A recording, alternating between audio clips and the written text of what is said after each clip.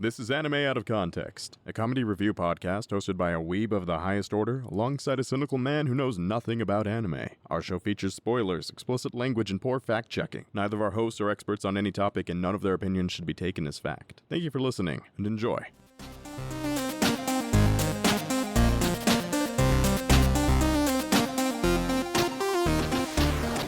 Hello and welcome to Anime Out of Context, the show where I attempt to explain the sometimes weird, sometimes wonderful, but always hilarious world of anime. And while some may think I'm the Grinch, in reality I'm just getting grunched. I'm Sean Rollins. I'm Remington Chase. Rem, you smell that? You smell that in the air? You know what that smell is, Rem? Is it chestnuts roasting over an open fire? No, Rem, it's Kentucky Fried Chicken. Oh, fuck, of course, we're in Japan, I forgot.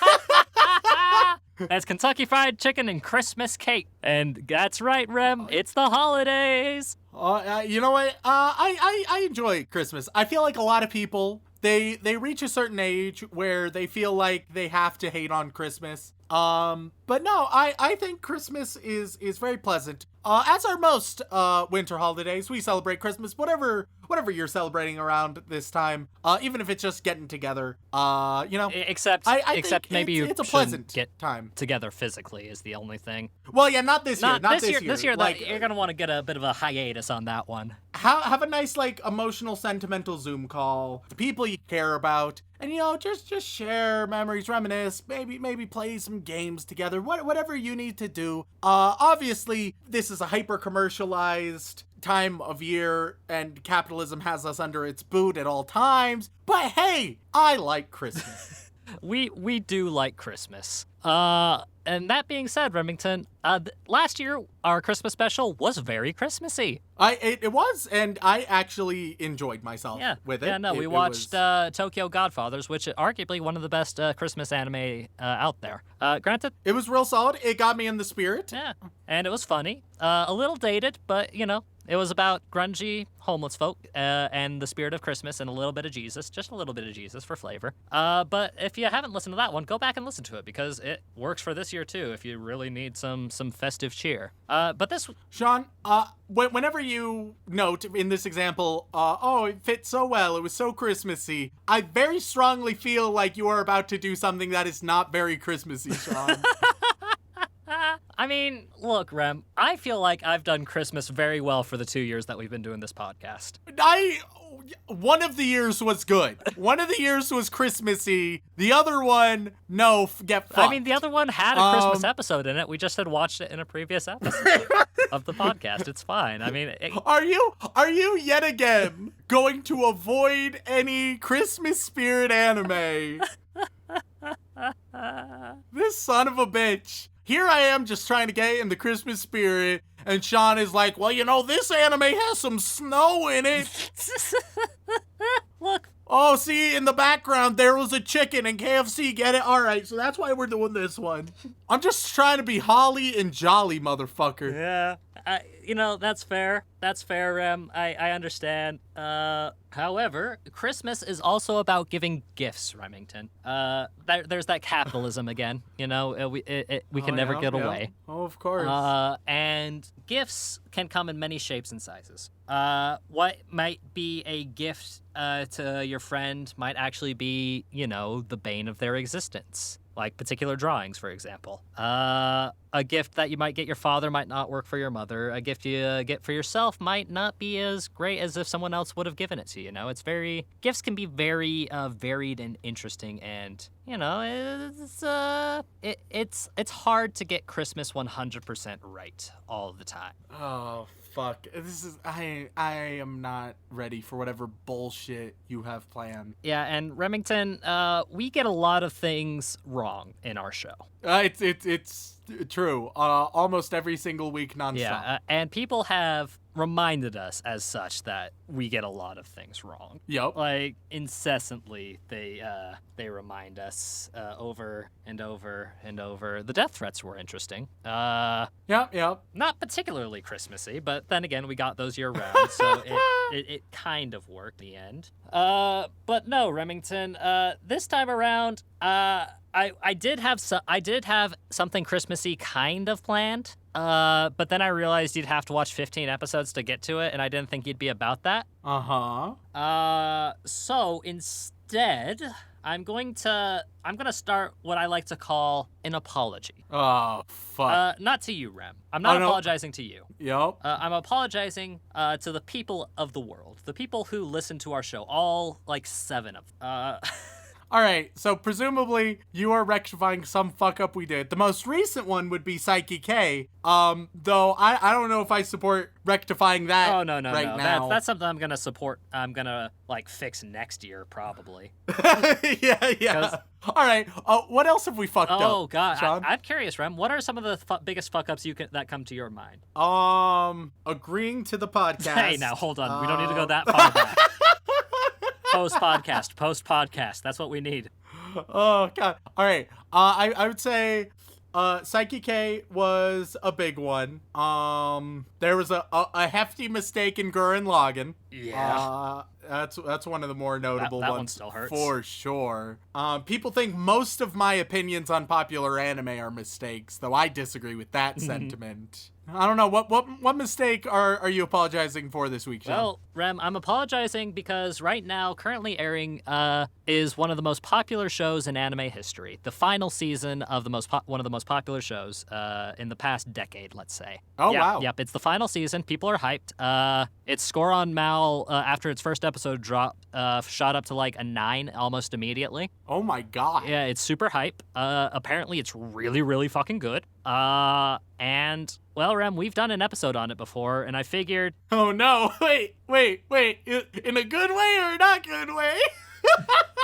Well, we talk about mistakes, Rem. Oh, no. And currently, Rem, people seem to agree that our biggest mistake, and I'd say it's probably one of our biggest mistakes too, mostly from a quality standpoint, because it was probably one of our lowest quality episodes. Oh, fuck. Yeah. Rem, we kind of fucked up talking about Attack on Titan. Oh, no. Yeah, I definitely let a lot of my biases get to me in there, and I figured the best way to rectify this as a Christmas present to everybody, to honor the final season, we would jump back into Attack on Titan, give it a proper review, and see if really any of our opinions from that first episode hold any water. Sean, Attack on Titan is still, to this day, by far and above the anime we receive the most hate about. And, like, some of the hate we get is like, joking, or it's, like, a little bit tongue-in-cheek. Attack on Titan has bred some unironic, like, vitriolic haters. Yeah. It's why it's one of our biggest mistakes, Remington. Oh, God. Oh, no. And I think that what we ought to do is jump into it and give it another fair chance. I don't want to spend Christmas with a bunch of gargantuan Ken doll monstrosities. It's not gonna be a good time. Look, man, I'm not thrilled about it, but apparently it's really good now at episode 60. Oh, Jesus, fuck. We're not gonna get that far because I don't think you could emotionally handle it. Not because of quality improvement and whatnot, but just because I feel like 55 episodes of anime in one sitting would probably actually leave you comatose. Oh, God. This is gonna fuck me up. I'm not ready. Attack on Titan is just Sword Art Online that people think is actually good.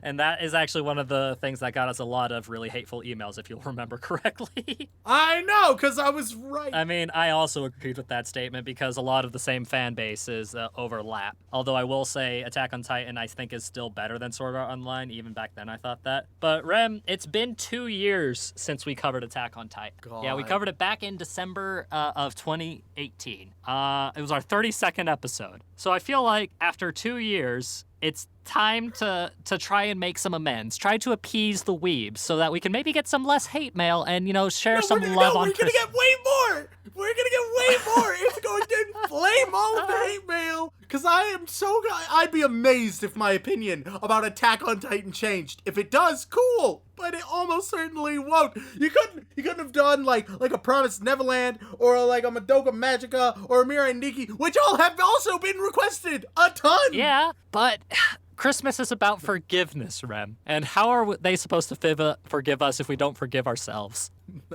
I have no need to forgive myself. I was right. Listen here, Scrooge McDuck. It is the Christmas season. We have got to do something nice for the lovely people who listen. I have read literally paragraphs of impassioned emails talking about how wrong we were about this. You want to call me Scrooge, all right? Well, this is the equivalent of like, all right, goes to Christmas past. He's showing up and he's like, hey, look at your past. How do you feel about that? And pretty good, actually. Good, proper, correct. Oh, don't you have any regrets or anything? No, not in this instance. Feel pretty fucking good about the past that you're showing me. Look, man, the past has a curious way of making things interesting. You know,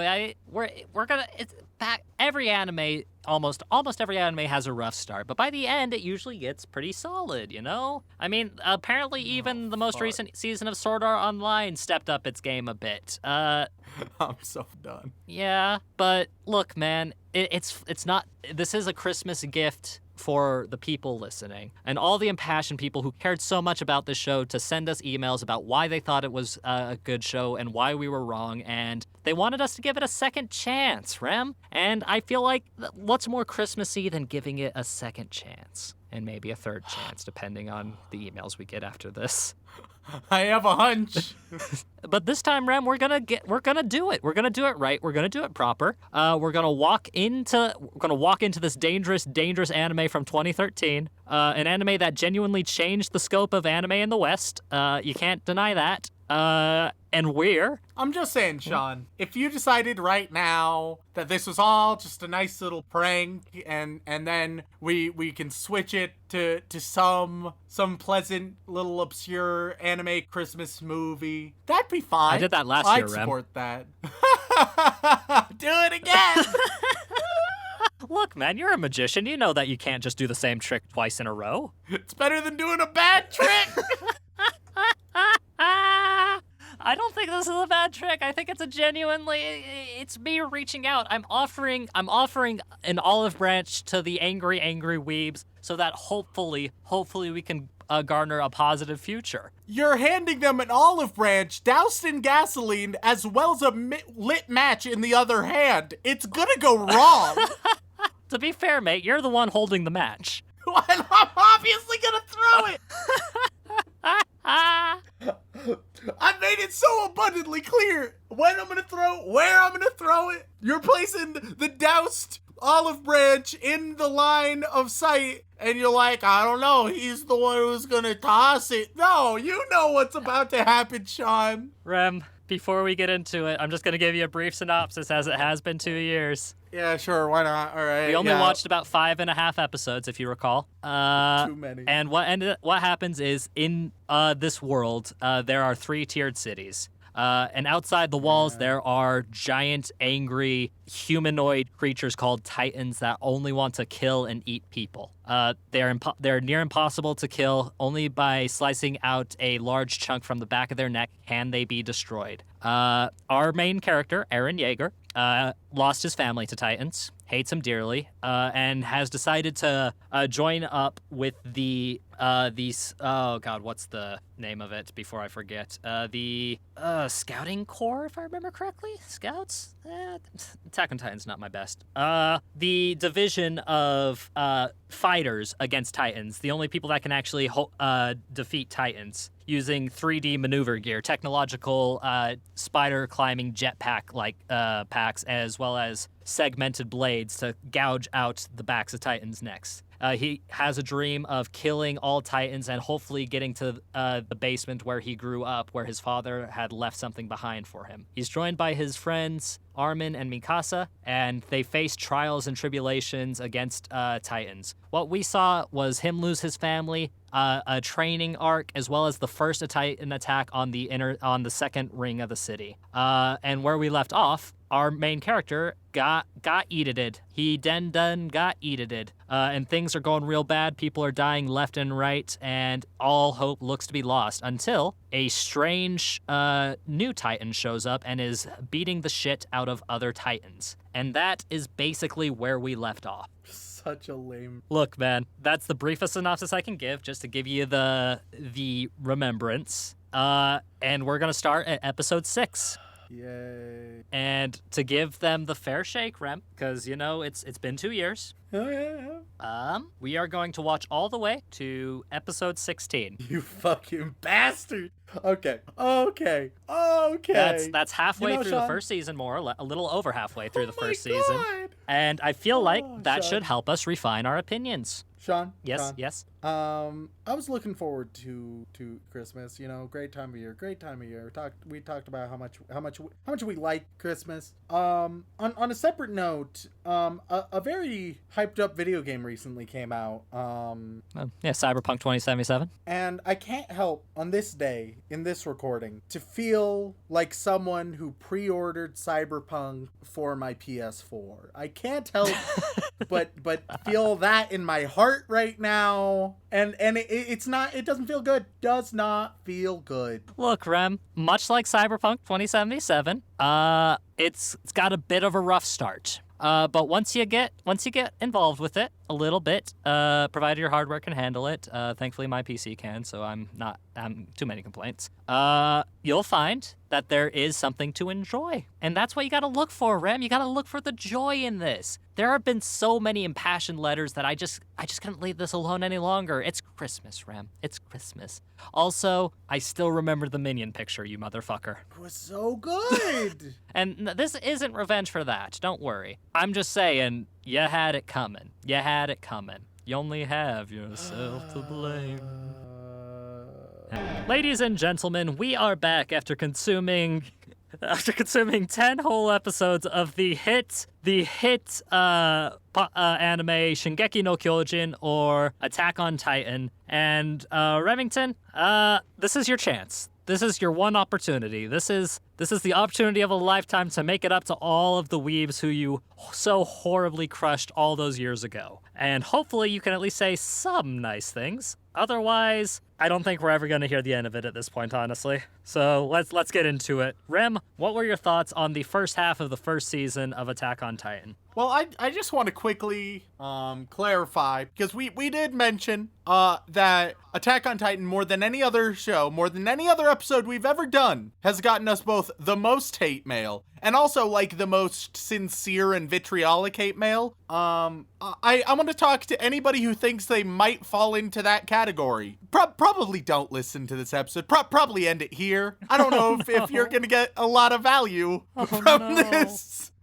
I don't think you're gonna like what goes forward. So in the spirit of Christmas, this is like a Christmas warning. If you want a holly jolly Christmas and you're in that category, probably don't. If, on the other hand, you had a pretty good fucking idea what we were going to get with this episode, and you're looking forward to it, to those people, Merry Christmas, let's get started. Well, Rem, I mean, 10 episodes is a lot of episodes. Like, there has to have been, some major improvements since last time, right? You know what, Sean? You'd think that, but let's delve right into it. Oh boy, here we go. Let's get into the nitty-gritty details. I'm gonna pretend like I'm not gonna get into the nitty-gritty details because we have 10 episodes to cover, but then I still will anyway, and this will end up being a super long episode, so fuck us. Happy Christmas, Dylan.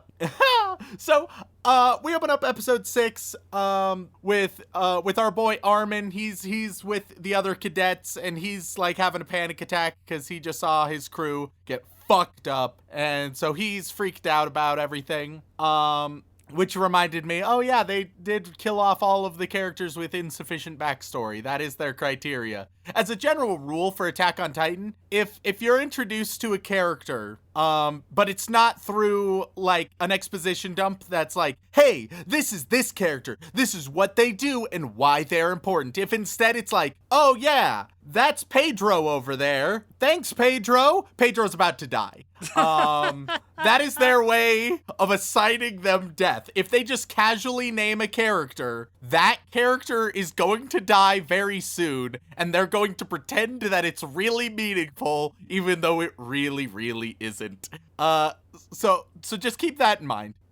Anyway, so we then get to see some drama with the Merchant Guild clogging up an exit because they filled their wagon too full to leave and can't slightly trim it down. Does it make a lot of sense? No. But do we need some hyperbolic villainy? That's the only kind we accept here. So there we go. Sure. Okay. Then we get some stuff. Fortunately, all the people who are being held up by the Merchant Guild, a Titan is coming at them. Oh god, they're in danger. Don't worry, Mikasa is here. And Mikasa just easily kills the Titan, no problem. And everyone's like, oh my god, Mikasa's so good. And then we get a flashback, which is the only way that we can communicate history. This flashback is all about Mikasa's tragic past, which y'all know how much I love randomly inserted tragic pasts to pretend that the character has a meaningful story about them. Mikasa's story is that her parents were brutally murdered in front of her by a few bandits who are like child traffickers. Well, not child traffickers, just human traffickers that were specifically they could be child hunting traffickers down. too, Remington. You don't need to box them in. They can traffic anybody they dream of. Oh god. So they wanted Mikasa and especially her mom, because they are the last of the Asian race on the entire planet. All right. So I'm not even going to address like the what the fuck quality, although I think we all can acknowledge what the fuck. But also the amount of like inbreeding that would be required for that to be the case is astonishing. Just it's absolutely unbelievable, frankly. Almost like it wasn't thought out at all, and it makes no goddamn sense. Yeah. I mean, you know, maybe they're not talking 100% of traits. They did very clearly specify that Mikasa was the last Asian in the entire world. Which, yeah, okay, that doesn't really track, does it?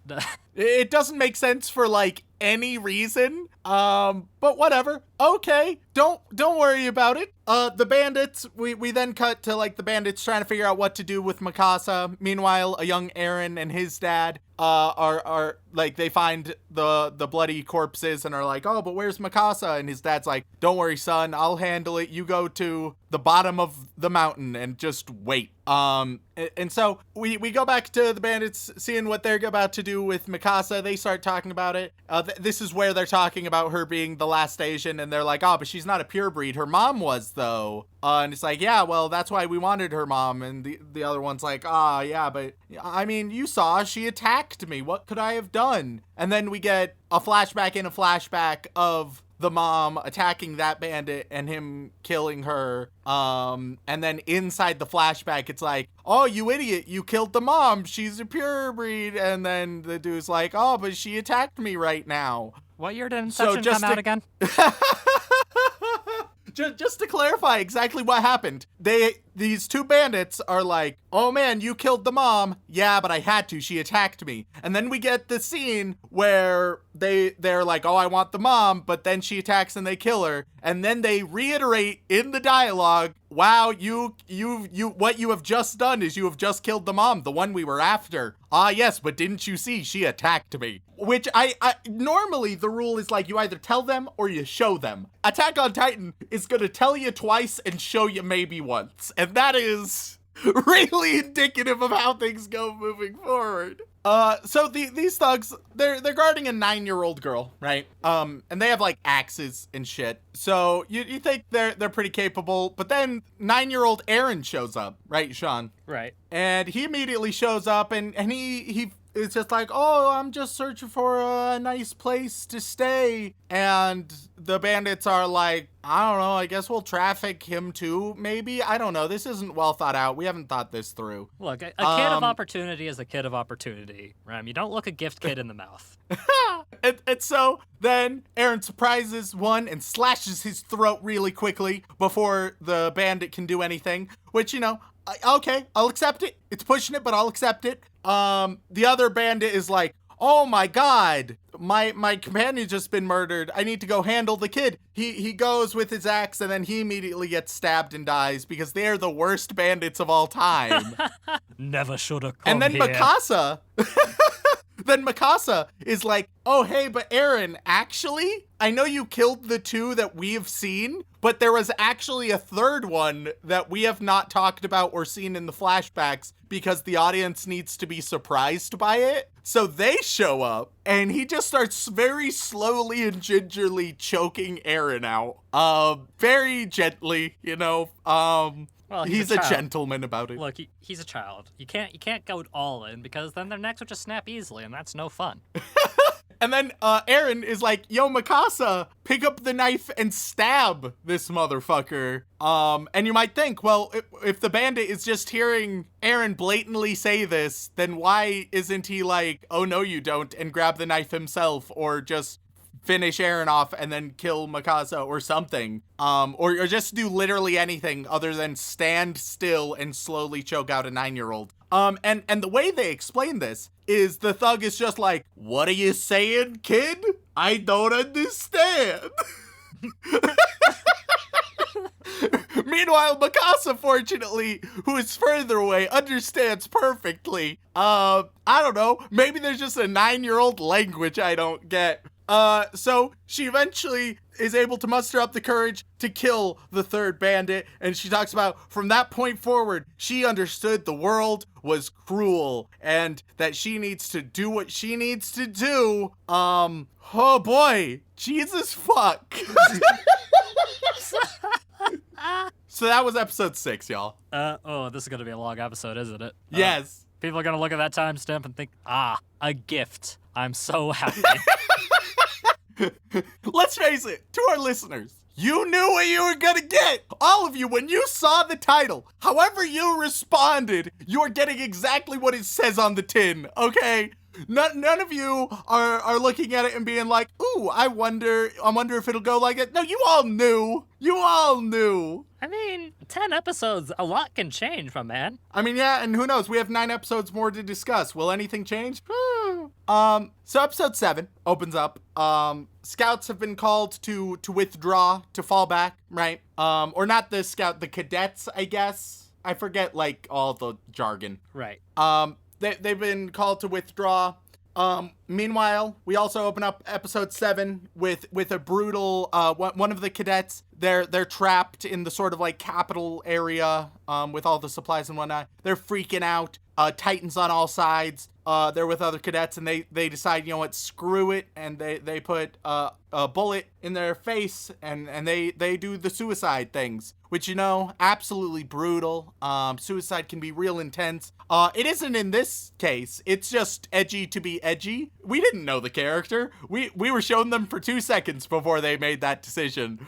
So okay. I guess if you want to be an edgelord. Yeah, kind of like that one guy in SAO that just offed himself after Kirito got the rest of his guild killed. Yeah, it's like, okay, you can pretend that all of these moments are meaningful and oh, wow, war is really intense and war can fuck you up unless you're an important character, in which case, don't worry about it, you're fine. If you are a main character, oh baby, you got plot armor out the ass, no pressure for you. If you're not a main character, oh, it's brutal for you out there, bud. Which means you and I are fucked, Rem. Oh yeah, we are the red shirts in this story. We know that. We're aware. Which is why we're gonna go for the military police in this department. Fuck nobility. They sort of try. they try to present there being some corruption and bureaucratic blunders with how the supplies have been handled and with some leaders not following through. But there's no real nuance. It's just we're all fighting out here, and then there's some people on our team who are just really, really evil and bad, and they are awful and have no redeeming qualities. okay. So Mikasa shows up to where all the other cadets are, and she sees Armin, and she's like, Armin, how's it going? Where's Aaron? And Armin, this whole time, he's just been, like, sobbing traumatically in a corner, and the rest of his crew are, like, gone. So Armin is like, oh yeah, they're gone. They were wiped out. And everyone is like, what? They're wiped out? Armin, I assumed that you were traumatically crying all alone away from your entire crew, isolated and abandoned because you were a little bitch. I don't... To be fair, Rem. He is a little bitch. It wouldn't be a terrible assumption. So everyone is like, we're running out of supplies. Our gear is hardly working. We have to, like, get the fuck out of here. And then Mikasa's like, you all actually suck and are all cowards. And they're like, that's the inspiration we needed. Let's do this thing. And Mikasa's like, all right, we're gonna take down all of those bastards. And then she starts, and immediately her gear runs out of gas, and she falls nearly to her death, abandoning everyone else. Which, okay, not great. Meanwhile, all the people who were just motivated by her, which were like, hell yeah, you know what, Mikasa, let's do this. We, like, literally less than 3 minutes, I would say, is how long it takes for a bunch of them to just start getting murdered, and for the main guy who was like, let's do this, to be like, oh god, everything is awful. I mean, which you know, when you're facing off against giant naked men and all you have are 2 swords and a fancy jetpack, I'd be a little nervous too, honestly. No, yeah, I would be too. There's a problem though, Sean. You see, there's a cycle that goes on in every Attack on Titan episode thus far. All right. In fact, Sean, let's do a little role play, Sean. I'm gonna send you your lines. All right. Would you like to be the inspirational one or the public? Well, Remington, you like to voice yourself as the voice of the people, so I can be the inspirational anime protagonist. I mean, that is more my repertoire. All right, I'm sending you your line, Sean. I have a line, then you have your line, and then I have my line, and we will do a few repetitions. A little anime con pod right? theater. I can dig it. All right, so the cycle generally goes, oh god, everything is awful. I'm pretty sure that we're fucked. But I think we can do it. You know what? Maybe we can! And then, a few minutes later, oh god, everything is going absolutely terrible. The odds are against us. It might be impossible to accomplish our goals. But I think we can do it. You know what? Maybe we can! And then a few minutes after that, there's no hope in this world. I've seen so many of my friends die. But I think we can do it. You know what? Yes, we can do it! And it's literally that cycle of things. And I'm not talking about like every episode follows this cycle. I mean every 4 minutes of every episode. This cycle happens, on average, I would say 4 times per episode that we've seen. It's the exact same rhythm. It's so formulaic to be absurd. But at least the action scenes are cool to look at.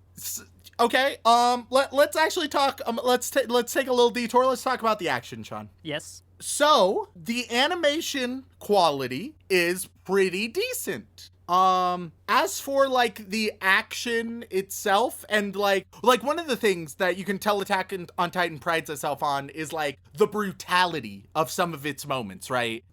Some of its moments are just real gruesome, right, Sean? Right. And yet, without fail, almost every single one of those moments, it's like, oh god, it's gruesome, and then it'll cut to the wall to get a blood splatter or something.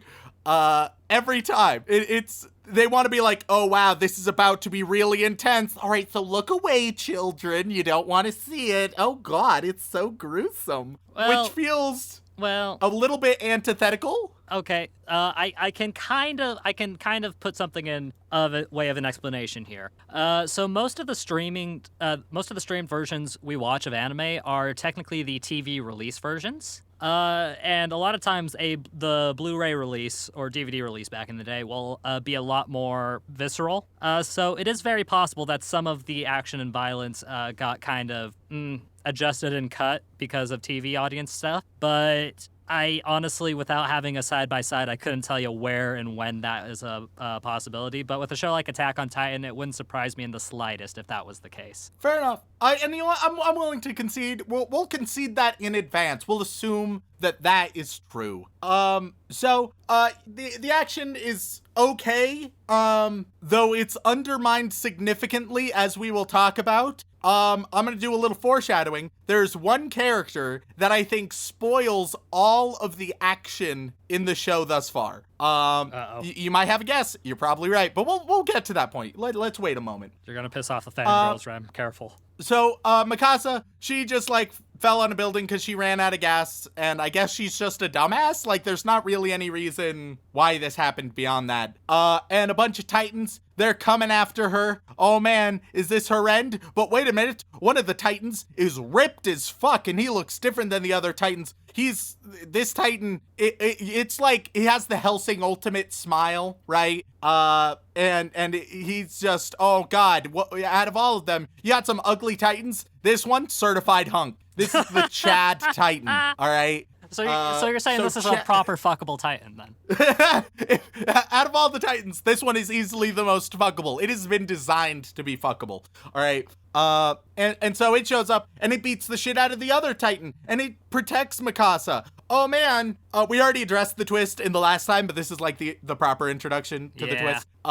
So if you're listening to this, you should already know it if you listened to our last one, but if for some reason you haven't, we'll get there, I guess. And so then Mikasa goes back, she gets to Eren, right? And Eren is like, here, have my gas canister so you can use your gear and just leave me with this like shitty broken blade to protect myself. And she's like, nah, fuck your shitty blade. She knocks it off the building, which the point is like she's going to take Armin with her and protect him. But it also creates a hilarious, like, out of context moment where he's like, I don't want to die. And she's like, fuck you, you're gonna, which isn't how it's intended at all. But it did provide me a funny laugh that was much needed because I was a few hours in at this point. Or at least I was 1 hour in. Oh God, it feels like so much more. All right, episode 8, we're getting there. So Armin is like, hey, what if we like work with the Titan that is working with us? And the others are like, oh man, you're crazy. And he's like, nah, maybe it's a good idea though. We don't see anything more specific, but they end up succeeding in whatever they were going to do. So the squads, they're finally arriving at like the capital supply area, right? A few of them start freaking out. They're like, oh man, oh God, how many people have died in front of me? But then the others are like, no, but we can do it. And they're like, oh yeah, I guess we can. You remember the cycle that I just fucking covered? Yeah, it keeps going forever. So then they're surrounded by Titans. Oh God, Titans at the capital. Don't worry though, Armin, Mikasa, and the Titan that we aren't supposed to know is Eren yet, they show up and they save the day, fortunately. Phew. Then they go inside and they're like, all right, we need the gas from the supply room so we can use our gear, right? And fly around at the speed of sound. But there's a bunch of little Titans in there. So what are we gonna do? All right, don't worry, Armin has a plan. Armin's plan is that a couple of them are the distraction, and then everyone just hops on all of the Titans' necks and kill them all at the exact same time. And that is the plan. They talk about, wow, that's a very well thought out plan, Armin. No, not at all. Here's why. So there's a little elevator that puts them down into the center of the room, right? Right. The goal is to be about head height with all the beasties. They carry some guns, so they're able to shoot, but they need to hold off on shooting until all 7 of the different Titans are all close by the elevator, equidistant, and approaching at the exact precise pace as one another. Theoretically, if like one was slightly closer to the elevator at the beginning, then the plan literally doesn't work. If they go at a different pace, or if one is lollygagging, it literally just, the plan doesn't work. Yeah, I've run that raid and wow, it doesn't work out that well. Which there's a series of this, and how it ends up turning out. That part works out perfectly, but then two of the cadets, they fail to kill the beasties. But don't worry, Mikasa just kills them anyway. Don't worry, it's not a big deal. You might think there's tension. Don't worry, there's not. But this also starts a trend of people being like, Armin, you're smart. Come up with a plan for us. And Armin coming up with like an average at best plan, right? And people being like, wow, that's such a good plan, Armin. And then that plan fails and goes wrong. And then people are like, Armin, you're so smart. What? Excuse me? I mean, to be fair, Rem, every time we fuck up, people seem to praise us for some reason, so I suppose it tracks. Yeah, but they don't think they don't think we're smart for our fuck ups, Sean. They think we're goofy, right? Oh, people aren't like, oh, Armin, you're such a goofball. People are like, wow, Armin, you have such a strategic mind. Which, no, he's like, every plan of Armin's has been, I'm not going to call it like terrible, but it's been the obvious plan. So far, the vast majority of them have been like how to handle Titans. What if we distract them and then you guys go handle them over there? What if we take the city and push it somewhere else?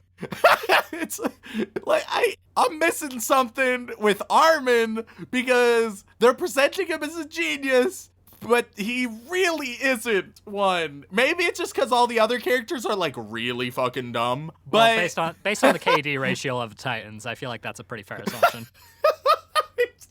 We'll get there. We'll touch on that, Sean. But yeah, it's just a bit dumb. And then they exit right now with all their brand new refueled gear, and they look, and the Titan, who we definitely don't know is Eren, he's being swarmed by a bunch of other Titans. And they're like, oh no, he's in danger, but he could be useful, so maybe we save him. And they have a bit of an argument about that, right? Because he's just being eaten by a bunch of Titans. It seems like he's been stopped. But literally before they finish the conversation, as soon as they're like, all right, let's go save him, he just breaks free anyway and goes kills some other Titans. And they're straight up like, oh, I guess we don't need to then. Wow.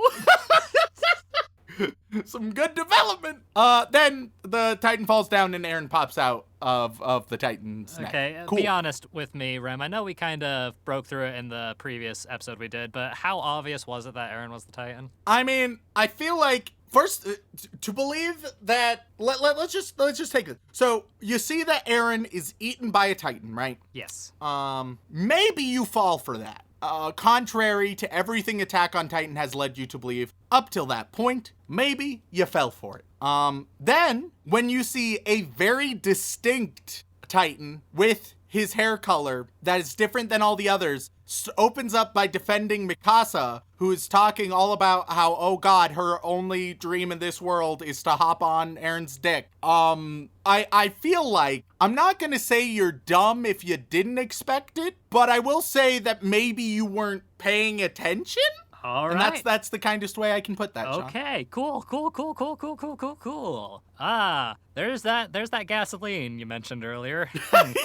I didn't realize it would be so pungent. Gotta keep us warm for Christmas, Sean. Yeah, well, I think of it as a prelude as to what's going to happen to us. It'll be interesting. So, episode 9 opens up. We get a flashback to the scouts, the advanced homies, how all of them decided to leave the town at the exact same time. And that's why none of them are around, which you might think, wow, that seems like a really dumbass decision, especially considering the catastrophe that ended up happening. Yup, I agree. So, we get like more characters, meaningless characters who die. But fortunately, a bunch of Titans are showing up. Things are looking dangerous. Don't you worry, because the scouts have returned. And as they return, as we all know, if there's something I've learned about life-threatening battles in the heat of war, it's that soldiers always make witty remarks before killing the enemy. And scouts got you covered on that front. They are all about those witty, snide remarks. Cool. We get a flashback to Eren in the stomach of the beast before he transformed himself. and like breaking out of it, and then we see him like wake up. Then as he like really comes to, he's with Mikasa and Armin, but they're surrounded by a bunch of other cadets, right? Who all have the rifles pointed at them, and they're like, "Oh man, what the fuck are you, you Titan son of a bitch?" It's a good old like witch hunt accusation dealio, right? Yeah, it's getting a little political. That should be a point in its favor, right? Yeah, but I'm gonna, you know what? I'll give it a pity point. But I am gonna explain why I probably shouldn't. And that's, it is a little like political and like, oh, okay, talking about like the nature of man and like paranoia and blah, blah, blah. But this, along with like the literal witch trial that is about to happen soon, the reason why I could be interested in them is like really strong dialogue and ideas presented in interesting ways by interesting characters who have a stake in it, and I can tell what they're all vying for and all these different desires meshing into one, right? Instead, it's mostly just a bunch of caricatures yelling at each other, which isn't interesting at all. It's sort of just dumb and stupid. But okay, sure, why not? Whatever. They're like, all right, well, we're gonna kill you guys. We're gonna kill Eren. And Mikasa is like, you can't kill him. He's 50% of my character.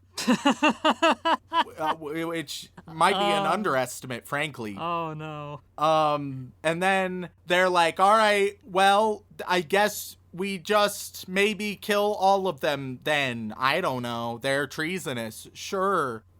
So they decide that they're going to just shoot them down, right? Everyone through this discussion, they're just a certified dumbass.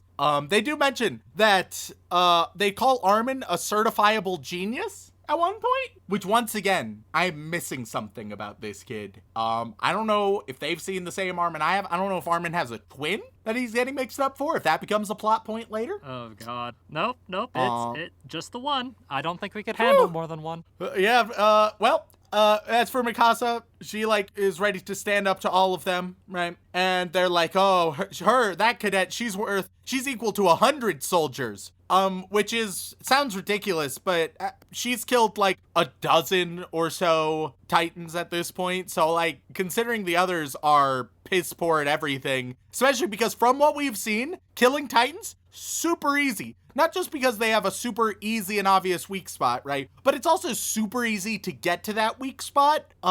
There's an example later. A motherfucker named Marco shows up, and he's the dumbest character of all. I'll share why. But it's super easy to kill them, and Mikasa's the only one who does that, so I guess she's more useful than, like, anybody else. But it also just makes everyone else really meaningless. And this leads into the discussion I mentioned earlier. Mikasa is the character who makes the combat completely meaningless, because it's like, oh man, these people have all been trained and let's see if they can do it. But it's either Mikasa kills a dozen of them over a few days. Meanwhile, other people, you can have a team of like 8 people all team up against one and all of them will die. And their goal is to make Mikasa look like a badass, but considering like the ease of which she does it, and also just, we're just left to assume everyone else is just really dumb and really bad. It doesn't look like Mikasa is doing some genius tactics or is even super competent. She's only competent in reference to everyone else's ineptitude, and it just makes it a little less interesting. I'll be honest, Rem, I'm actually relieved you said Mikasa, because if you had said the other really good character, the character that's really good at killing Titans, we would have had a horde of very angry fangirls on our doorstep. Oh, wait a minute. Well, he's hardly been introduced yet, Sean. Don't worry, I'll talk about him. Yeah. But to summarize the 3 main characters, we have bland bitch protagonist who can Hulk out, and just throws temper tantrums sometimes, I guess. Okay.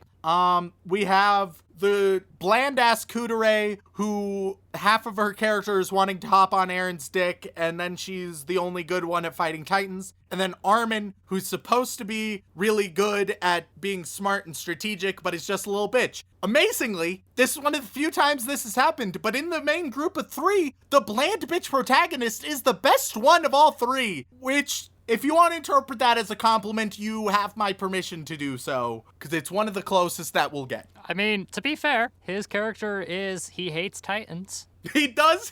I don't know if you know this, Sean, but he has a distaste for Titans. A distaste for Titan and a love for screaming. So, I mean, that's more than usual for our protagonists. It's true.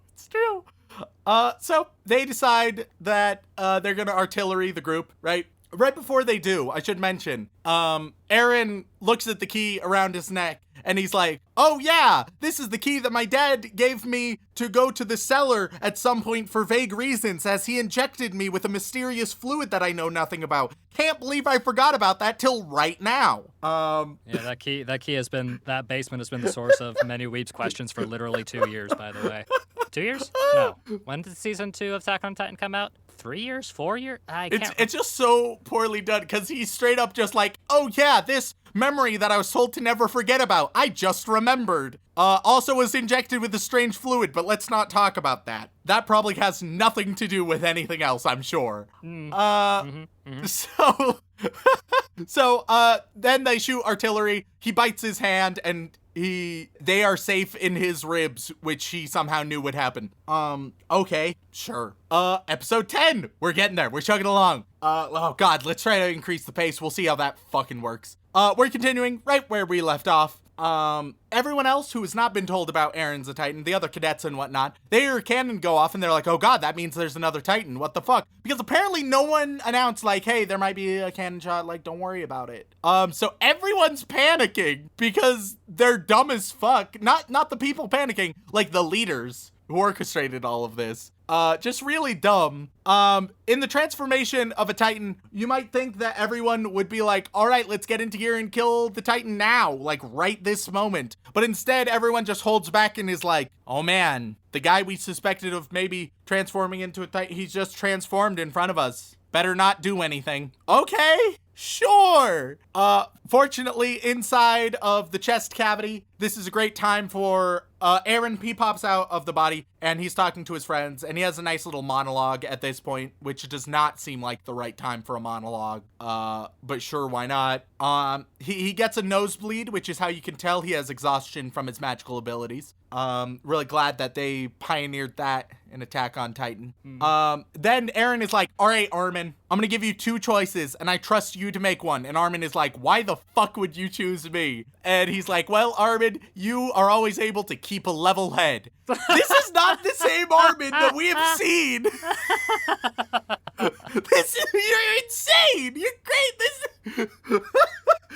The people in Attack on Titan see a fundamentally different Armin than what the audience is presented. I swear to God. And it's like, all right, either we're gonna try and run, or you can try to talk to them, Armin. And Armin's like, all right, I'll try to talk to them. And there's about to be like another cannon shot, maybe. Coincidentally, they're about to call for a cannon shot. Just time-wise, the amount of time it takes for the huge skeleton that was protecting them to wither away is the exact amount of time it takes to reload a cannon. So, 1-to-1. Fortunately, Armin shows up right... Maybe that's a time frame that'll be used in the future for later, you know? Oh, I'm sure of it.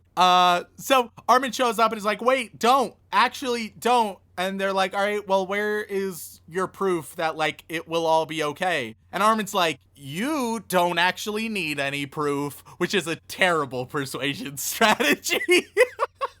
When we're like, all right, so do you have evidence that, like, he won't kill us all? You don't need proof of that. Don't worry about it. But then he's also like, but also, here's your proof. He was helping us out. So there we go. And the commander, well, the chief cadet or whatever, he's like, no, actually, that's not good enough for me. Which once again means Armin made a bad fucking decision. But right as he's about to call another artillery fire, then the commander, Pixis, arrives. He's an old commander who doesn't follow all the rules. He's unorthodox and also a bit of a pervert.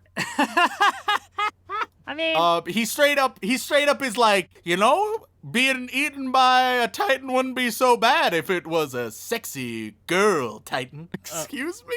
Well, the fuck? It's good to know that Vor has made it into the apocalyptic future. That's good.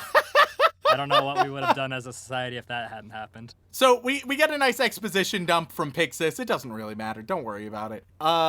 Then Pixis is like, hey, Aaron, I think that you can be like our secret weapon. And Aaron's like, Commander, by the way, I have a very vague memory of going to my basement and that doing so could save all of us. That's all that I know, but sure. And Pixis is like, yeah, sounds legitimate. Let's do it. And that's episode 10. Oh, wait. Episode 10 ends with him being like, all right, we can do basement shit, but first you gotta plug a hole. You're on hole plugging duty, my boy. You're gonna turn into a Titan, take a boulder, and plug a hole. And that's after he gets that job, then we end. I mean, if anything, isn't it every protagonist's duty to plug holes, if you think about it? If only we could plug the plot holes. Oh!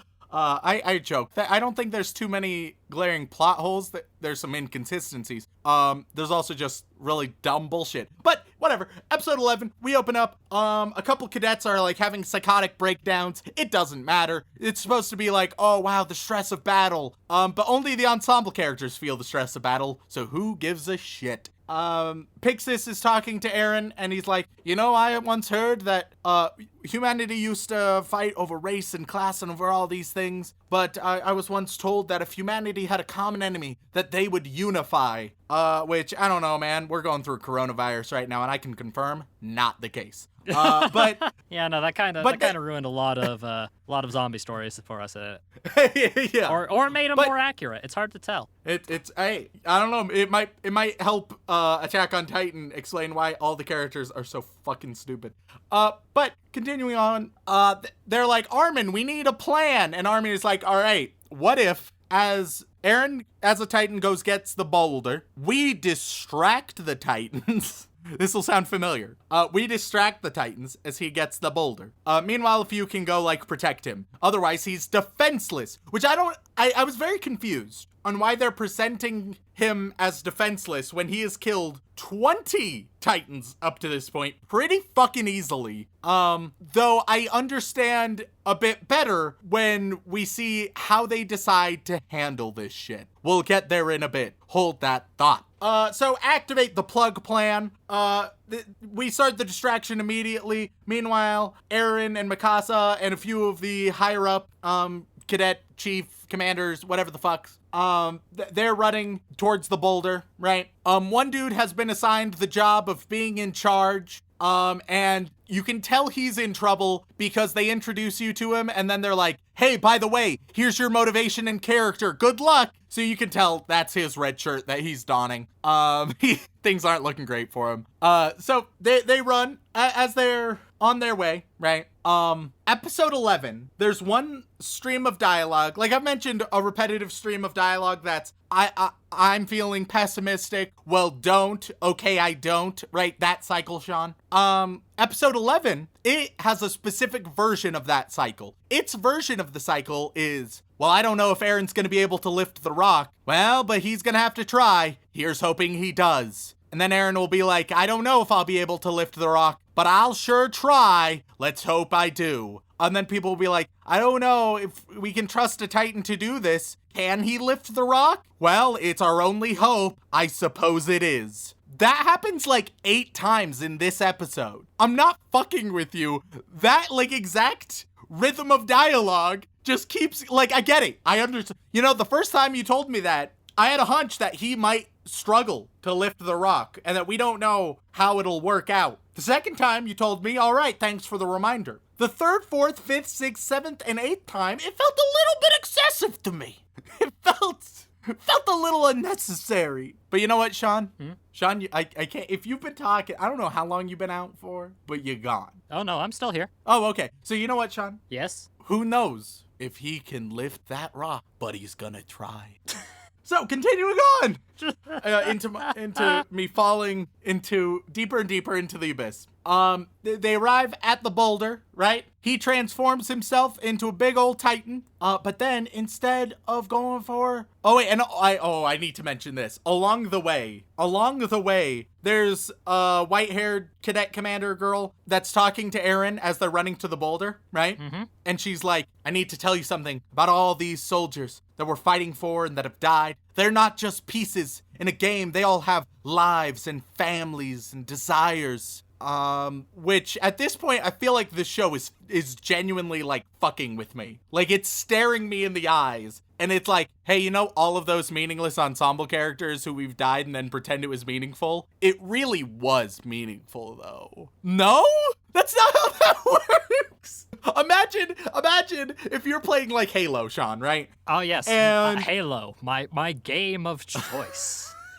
And after murdering all of these aliens, you after just one random grunt you kill, a brief pop-up shows up for 2 seconds and it was like, oh yeah, that one had a family though, and you should feel bad. I mean, I do feel bad. It's not how that works. You're not earning any emotion, you're manufacturing it. Hey, Rem, I pressed F. I am paying my respects to that grunt's family. Which is why I turn on the Grunt birthday party mod every time I play Halo. Hell yeah, brother. Attack on Titan is the epitome of press F to express your sympathies and to give your condolences. And it's just, you're not earning any sympathy. It's just like, oh man, wow, this emotion. And it'll often have like the score will be tragic or emotional or inspirational. But like the moment didn't earn it. Like none of this feels worthwhile. It's all bullshit. But anyway, Eren transforms at the boulder, but then instead of picking up the boulder, he goes to punch Mikasa. What? We get to episode 12. Mikasa jumps on in front of his face and is like, I know you're in there somewhere. Be normal again. And he goes to punch Mikasa, but she dodges and he punches himself in the face and knocks him out. So he just knocks himself out. Okay, sure. Armin is like, what the fuck is going on over there? So he tries to run over to the boulder to figure out what's going on. The cadets over there are like, all right, well, this didn't work, so let's get the fuck out of here. And the person in charge is like, no, we can't. We're gonna protect this Titan, even if it means all of our lives, which feels like a dumb decision. There's very little reason for him to feel justified in that decision. But okay, there's some meaningless arguments that go on. We get a lot of, oh man, I think we should abandon him. No, we can't. All right, you're correct. Let's keep fighting. You know, the standard cycle that I've repeated 12 times in this godforsaken episode.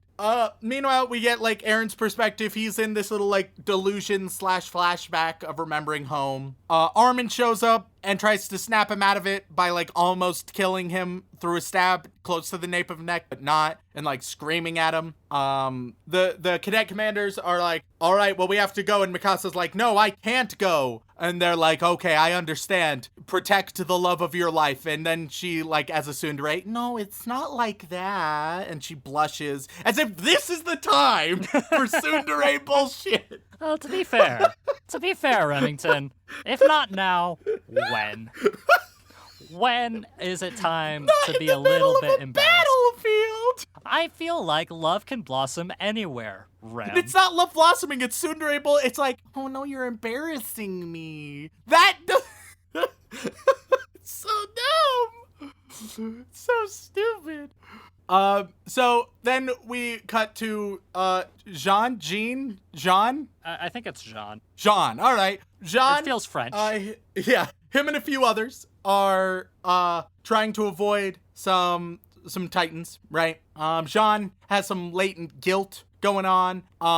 Someone's gear malfunctions, and so Jean saves them, but then Jean's gear malfunctions, and later on Jean is going to get new gear, which also malfunctions. And I thought they were doing like a deliberate sabotage angle, but considering it hasn't been brought up since, I think they were just like, oh, I don't know, it's just real inconvenient, I guess. Like, it's really weird. I mean, there's still a possibility that it could happen later down the line. It's true. I'm not super optimistic, but I'll hold out hope.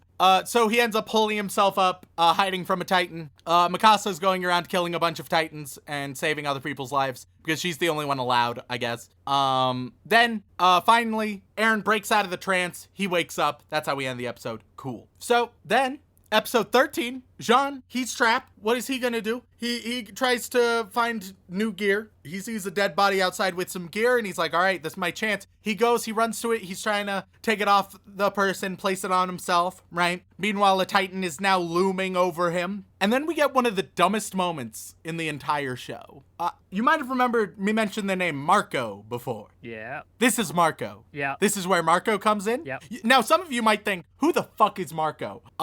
He's another character that shows up, is given a name, and then tragically dies. He's a red shirt. But you can tell he wants to save Jean, right? So a creature is walking slowly towards Jean, right? Marco, he slides up from behind the Titan. So he uses his gear, pops up from behind, and then jumps out in front of the Titan to act as a distraction. Now, Sean, I want you to visualize this really quick, right? He uses his gear from behind to go up and then around the Titan as a distraction. I have a question, Sean. Where's a Titan's weak spot? Well, Remington, typically speaking, the Titan's weak spot is the base of the neck from the back. All right, so if you are jumping up and around and you literally cross that region of the neck, why the fuck is your plan, and then I'll jump in front of it and be a distraction, instead of, while I'm here, let's slice this sumbitch? I can see why Mikasa is getting all of the kills, because apparently everyone else,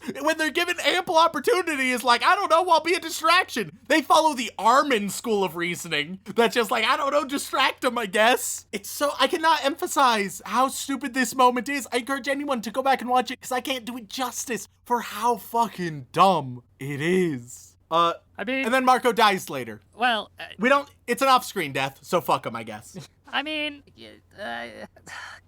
Rem, I'm trying. I really am. Like, we got a lot of angry emails about biases with this show in the past, so I'm trying to be as nonpartisan as possible. But It's as if you're against Achilles himself, right, Sean? Yeah. The goddamn demigod. You are an enemy of his, but you've infiltrated. You are now giving Achilles a foot massage, and you got a knife in hand. That's a bit of a strange, and your plan, bit of a strange foot bit massage. of a strange scenario. But instead of just stabbing the heel, you're like, oh, if I continue distracting with this foot massage, it gives the other guys a chance of escaping. What the fuck are you doing, you dumb motherfucker? Well, in our defense, we didn't know Achilles' weakness was his heel until he died by it. But everyone knows. They specifically went to school to learn the Titan's weakness. Yeah. So really, the Achilles is just a bad metaphor. Let's be honest, Rem. It's true. That one was too charitable. Speaking of stupidity, Eren, he woke up. Now he's finally carrying that boulder. Turns out he can do it. Now, Sean, I have a question. So the boulder's very big, and Eren, even as a Titan, he is struggling to carry it. Right. Hey, Sean. Yes. I have a really heavy round object for you, right? Right. I need you to get it from point A to point B, flat surface, right, the whole way through. You can lift it, but boy, is it heavy. Right. I was going to ask if there was any possible way of getting a heavy round object from point A to point B without having to carry it. But you know what? I think it's an impossible task. I think the only option is carrying it, actually. Huh? I, at the very least, very minimum, I think I am about the same level of genius as Armin.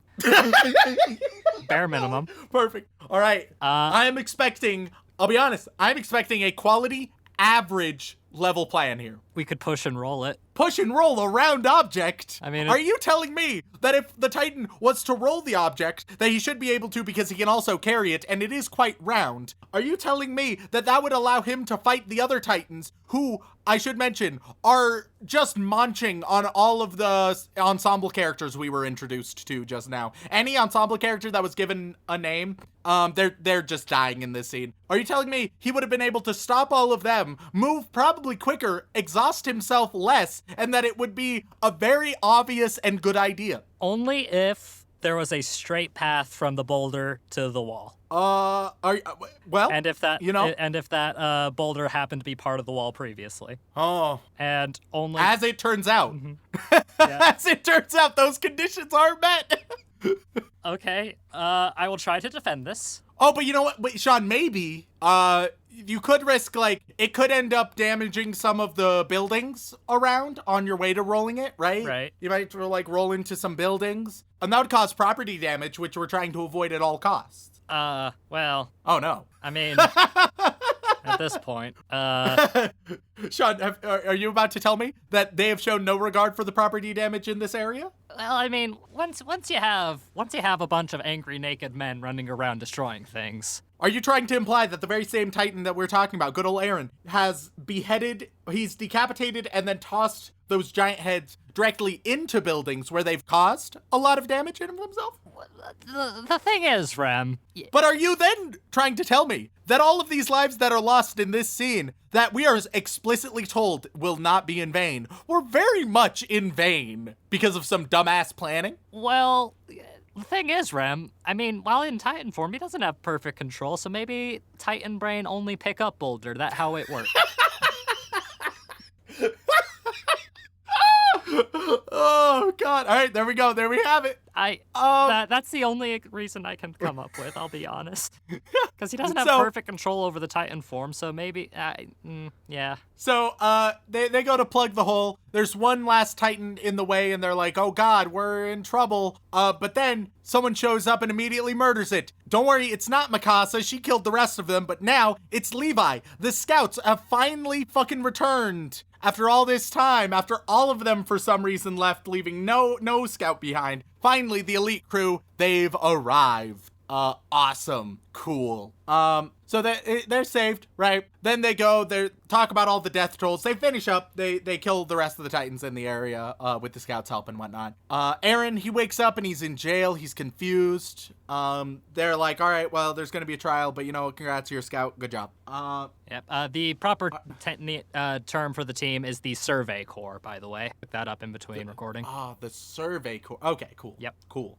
So episode 14. We're almost there. 2 fucking episodes to go. We're so fucking close. Episode 14, the premiere arrives. So their head of state, right? Nice and fancy pants. There was like some brief implication, like some commoners were talking about the Titan being their savior. And I really dig the idea of like a Titan cult. Yep. I hope they do more with that idea. I'm not confident. I mean, there's a wall cult. Well, if they transformed into a Titan cult, that'd be so neat. And then, they don't actually know Aaron, so they, distort the very idea of, what Aaron is and does as a Titan. It'd be super cool, but yeah, I guess it doesn't fucking matter. It'd be too nuanced and interesting for the show. Well, I mean, okay. All right.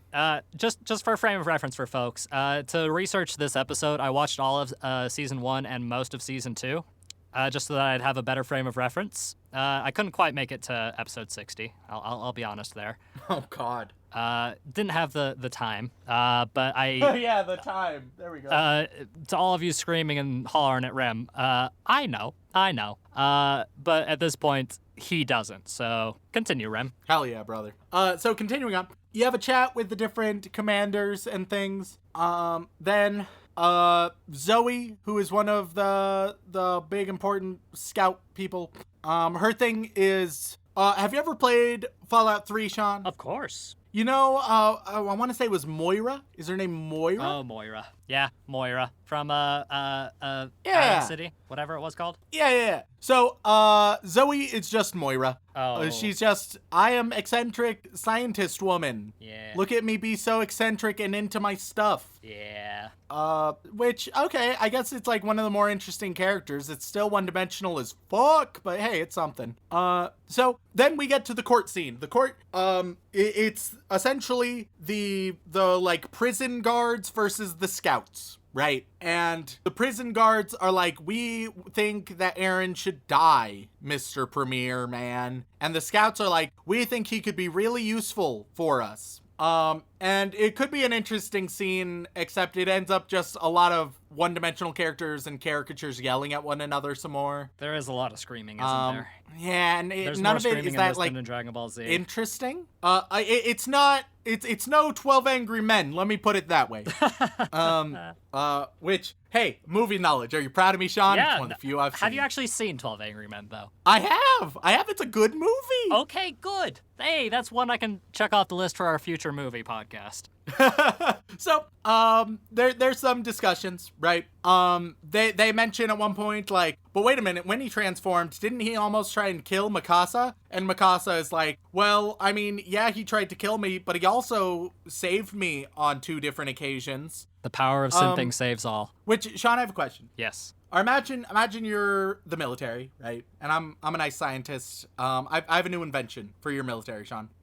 It is a death ray that can completely decimate all of your opponent. I'm sure at this point you're a little bit interested, right? Yes. My murder. No, I'm not gonna call it that.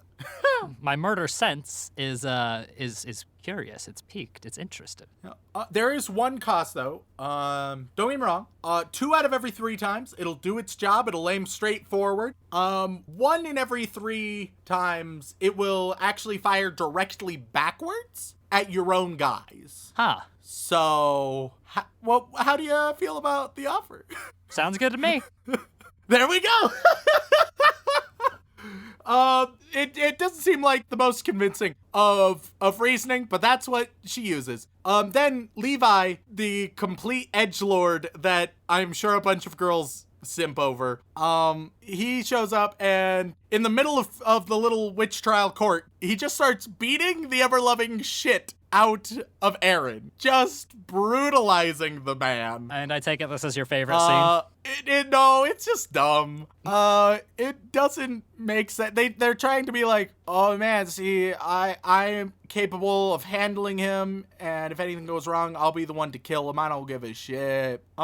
Levi is their attempt at the anti-hero, right? The complete edgelord who actually is willing to fight for the cause. The Snape, or as I more commonly end up talking about it, the Sasuke.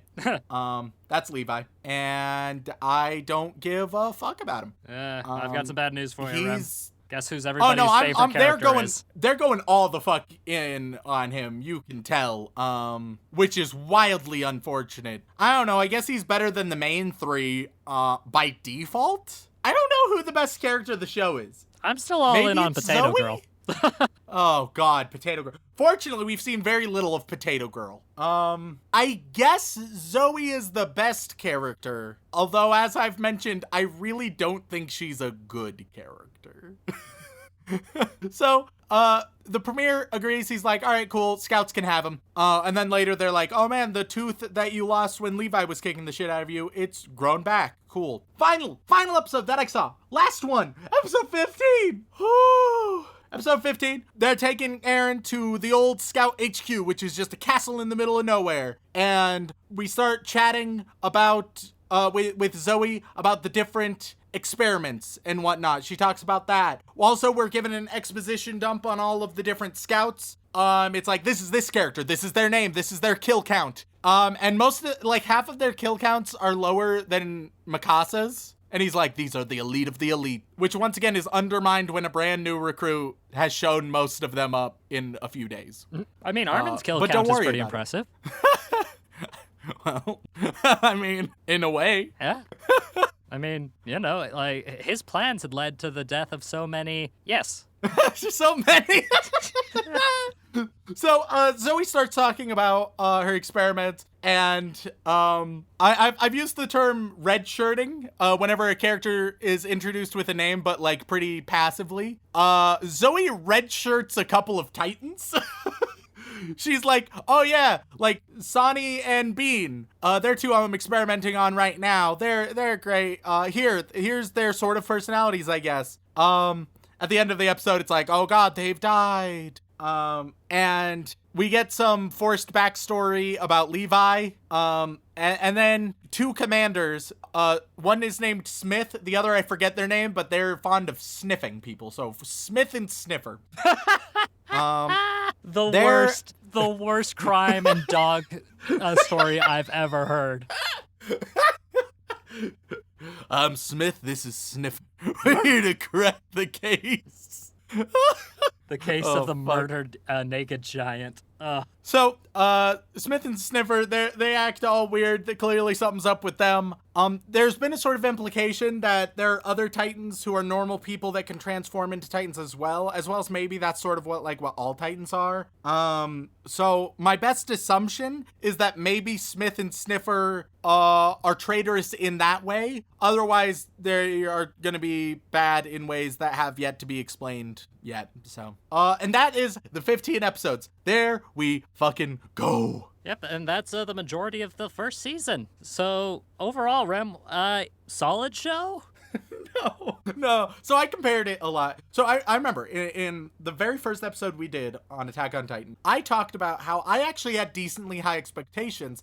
I thought I was going to like Attack on Titan. I'd heard a lot about it. It was super hyped up, right? And I was wildly disappointed. It was very Sword Art Online. And by that I mean it had a very interesting premise, right? Super interesting premise and world, but terrible characters, dialogue, pacing, storytelling ability, which, I think is valuable when you're telling a story. And I have cemented those opinions. I actually have a better recipe now. Before I was like, it's Sword Art Online, but edgy. Specifically, this is what happens if you take Sword Art Online and mix it with Corpse Party.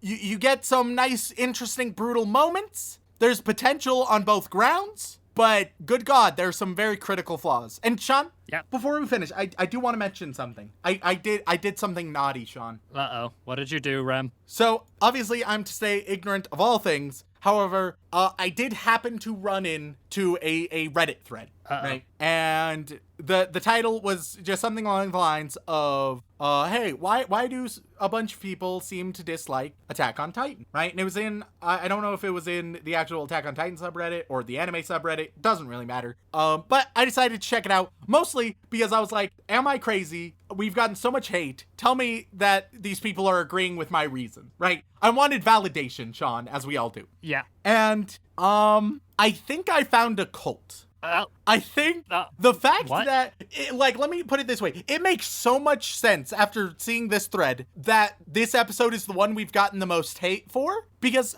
pretty innocent question, right? Why do a lot of people dislike Attack on Titan? Why do a lot of anime critics, why do they dislike Attack on Titan, right? Seems like a pretty innocent question, right? Would you like me to take you through many of the responses? Oh God, this is gonna be painful, but I can't wait. Let's hear it. All right. I gotta get a weeb voice that isn't my go-to Sean voice. Hey now. All right. So why don't people like it? Because it's not a slice of life lolly softcore porn. What? What? Which makes that's the number one result. That's the top upvoted result. Apparently it's like you are either into Eromanga Sensei and Aremo, or you love Attack on Titan. Joke's on you. I fucking hate both categories so fucking much. So a bunch of people talk about how they are just being edgy and have to hate on what's popular. And that is repeated over a dozen times in this thread. They hate it because it's non-conventional and popular. Oh my God, this is great. They follow that line, they hate it because it's non-conventional and popular. Attack on Titan is a show that appeals to practically everyone. They talk about the elitist weebs. One talks about how, you see, they do it because it breaks all the rules of storytelling and it's just so unpredictable and it never plays it safe or formulaic, which I would heavily disagree with that. Someone's like, they just want to feel superior holding on to their body pillows and elitist edge. I don't want to over dramatize things, Rem, but and then there's one guy who acknowledges that the discussion has become a circle jerk. That's it. That's how it can go. What the fuck, Sean? What the fuck is... Well, I'm gonna say this. You know what it reminds me of, Rem? It reminds me of a certain politician. Won't say any names. Oh, yes, Sean. Because I want to put that as behind. I know Vermin Supreme. I feel that way about Vermin Supreme too. Hey, no, he at least seems well balanced. Disgrace him or his boot. Yeah, but it's very much like once I saw that thread, is what it sounds like. Once I saw that thread, it made so much sense why we've gotten so much hate. Attack on Titan fans, I'm sure a lot of you are like normal and chill as fuck, but holy shit. I guess I had a hunch that like something was up with the Attack on Titan fandom, considering like we mentioned this jokingly. We have gotten some genuinely vitriolic responses. Like people want our heads over our first review. But holy shit, it's like a straight up cult in there. What's going on? Yeah, well, I don't get... I remember, Rem, how I said I was going to keep my biases out of this episode? Yeah, you've done that for like 2 hours at this point. Yep. At least as best as you can. I feel mostly, like I've done a pretty good job. Would you like me to reiterate why I have as many problems with Attack on Titan as I do besides the ones you've stated? Yeah, let's hear it, Sean. It's because the fan base is one of the most toxic fan bases on the face of the planet, and I have been abused and yelled at by them for way before we even did the podcast, because I wasn't a fan of the show before then, but also because apparently, because I don't like Attack on Titan, I have no taste whatsoever, according to them. You should have seen, like, some of the vitriol I've gotten from people at anime conventions. I mean, considering the emails and the direct messages we have received, I think I have a hunch. Yeah, I made the comparison early on as well that the same group of people who adore Sword Art Online adore Attack on Titan. But it's not a one-to-one, like, but it's definitely there's definitely some overlap there. The Sword Art Online fandom, I feel like most of them, at least right now, the ones that I've talked to in person, they're like, yeah, I like the show, but also it's pretty trash. Like, most of them are like in on the joke, whereas Attack on Titan just there. Once again, we're generalizing here. I am positive I know a few Attack on Titan fans that are super cool. Yeah, they named all their cats after their Attack on Titan characters. Yeah, they're awesome. There are good ones out there. It's just that a very disproportionate amount and it's not even just the fact that it's popular, because we've handled plenty of popular shows that I've hated. But the response is truly unique. And after seeing this single Reddit thread, I understand so much more that frankly I don't know if I would rather. But you know, our episode's going on too long. We should probably cut it here, Sean. Yeah. No, Dylan's already going to hate us for giving us this much editing at the last minute. We love him. We're going to do something very nice for him for Christmas. Eventually, once we figure out how to please the poor lad. Maybe we'll give him an extra box to sit in. It'll be nice. He'll enjoy that. But with that being said, Remington, one final question. Any chance you'd like to watch some more Shingeki no Kyojin with me sometime? I can watch as much as the intro and until I start to get frustrated. So up till that amount and no more. Hey, the OP does slap though. You have to admit that. It's pretty good. It's not the best that we've had, but it is good. It's certified good. Then they change it about halfway through, but that's fine. You're used to it. You're used to it. I mean, it's the second OP is okay, but like that first one is iconic. Like I still listen to that first OP regularly, even though I have issues with the show. With that, thank you all so much for tuning in. We really appreciate it. If you made it this far and would like to support us, I have a few ways you can do that. You can leave a review on whatever platform you listen on, whether that be Apple Podcasts, Podbean, Stitcher, Spotify, or if you want to help us grow, word of mouth is a great way to do it. Also, if you'd like to support us even more directly, including gaining access to all kinds of lovely bonus content, as well as having the opportunity to hear your name read horribly mispronounced by Remington, then you can head on over to patreon.com/animeoutofcontext. Rem, who are we thanking this week? Well, of course, we always want to send our thanks out to our bland bitch protagonists as well as our magical girls. But moving on, we have to thank our yandere waifus who will slice us right through our nape of the neck and cause us to fall. Yeah, that's a bit of a stretch. On that list, we have Cheese Monkey, Sarah Birch, Kazumurako, Shawnee Rawlings, Hey, hold on. Sean the Weeb of the highest order, Rollins. Wait, we're getting multiple Seans. Juliana, Salty me. Pretzel. I swear to God, Glenn they're Michael not me. Dolan. Sean just wants us to seem more popular than we are. I understand your game. Jacob Livingston, H. Wood, Farmer, I'm too sexy for my shirt, so sexy it hurts weeb. Alexander Nasiensenyo, Remhub, Andrew Rowicki, Matthew B, Devin McCutcheon, Sage Schiffner, Reverse Gizmo, Supercalifragilisticexpialidocious, Sean Onichan Baka'uu, Ready to be isekai'd. Remington Merrill. Alex from Down Under Thunder. We don't send to just plunder. Hit that shit like golf runner. Apostle of the Church of Remington. Snap Snips. It's a 0 because nobody cares if you kill kids with no names. Ichigo 015 Simp. Echidna is best girl. Old man Rom. Remington is not a man of culture. Fox and Boy. The Booty Knight. Andrew Sinclair. Jax. Dark Swarm 713. Yuno Gasai. Kitty. John Menanga. Ariel Bird. Hey, it's DeForest again, just making sure Sean is okay after last episode. I'm not okay after this episode. Lonely Geek 23. Kyle Welsh.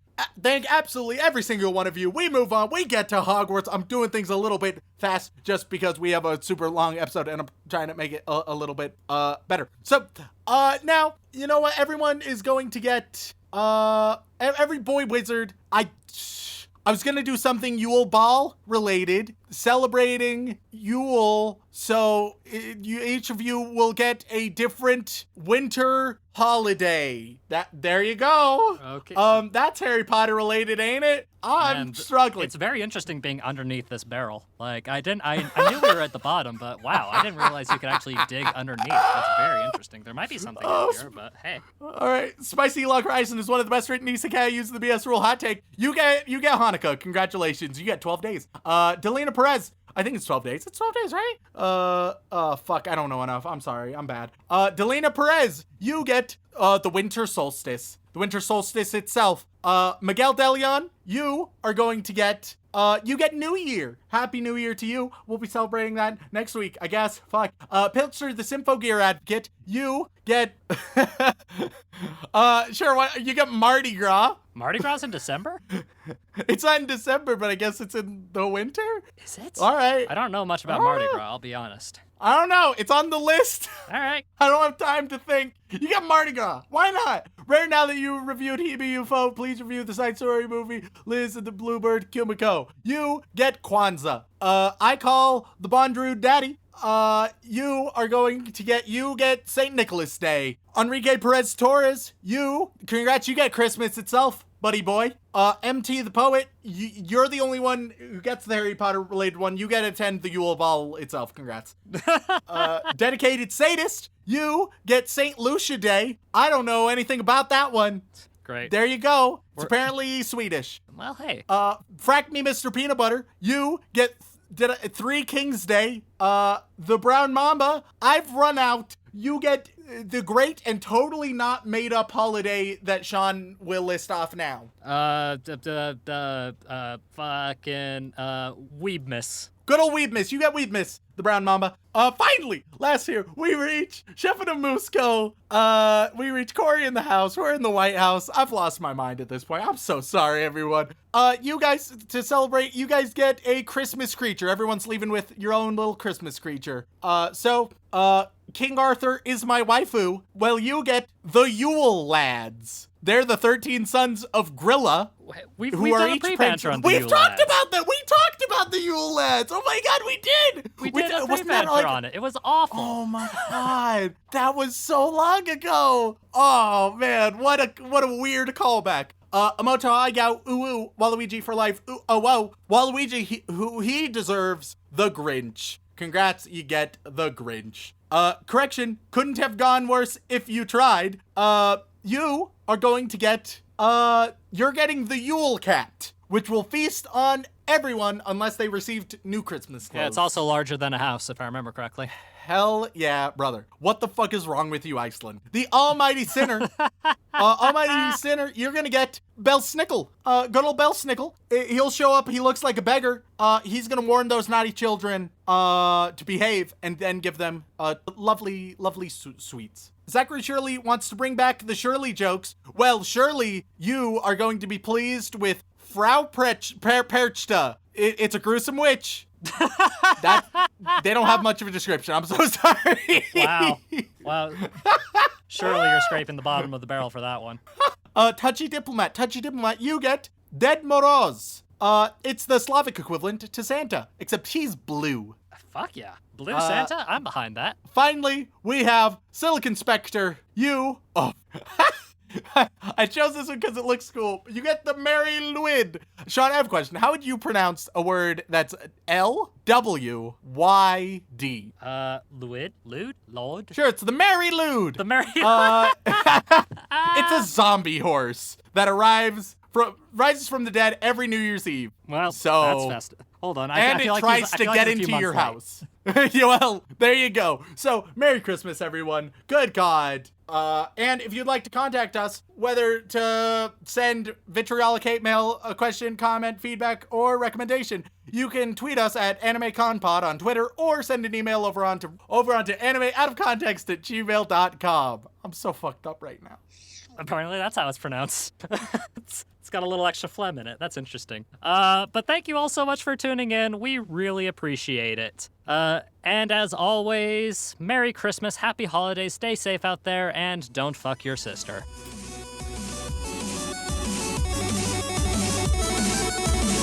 Ladies and gentlemen, we are back after consuming 10 whole episodes 6 to 16 of the immensely popular and starting its final season, Shingeki no Kyojin or Attack on Titan. And Remington? Wait, Sean. Yes. I need to clarify something beyond the recording. Okay. You said 10 episodes, so I got up to 16, but I didn't watch 16 because that would be 11 episodes. Oh, fuck. Did you want me to watch 11 episodes, Sean? I think I did, yes. Because that was literally the end of an arc, was that 16th episode. Oh, son of a bitch. That's why I specifically included 16. Oh, yeah, so it would be 11 episodes. I take it you only watched the 10? Well, yeah. I'm not going to watch an extra episode. You tell me 10, I'm going to watch 10.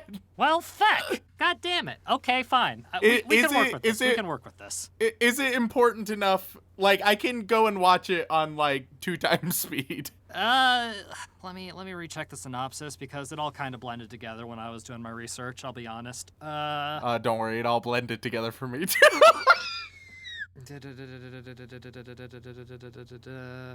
You know what? It's not that important.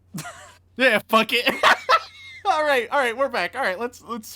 Yeah, no, that'll be fine. 15 is fine. That's episode 15. I'm sure Dylan will edit this appropriately so we don't look like assholes. Do you want to try the intro again or just fuck it? We'll try the intro again and Dylan can decide what works best because we love him and he is a very important member of our team and it's Christmas. All right, cool.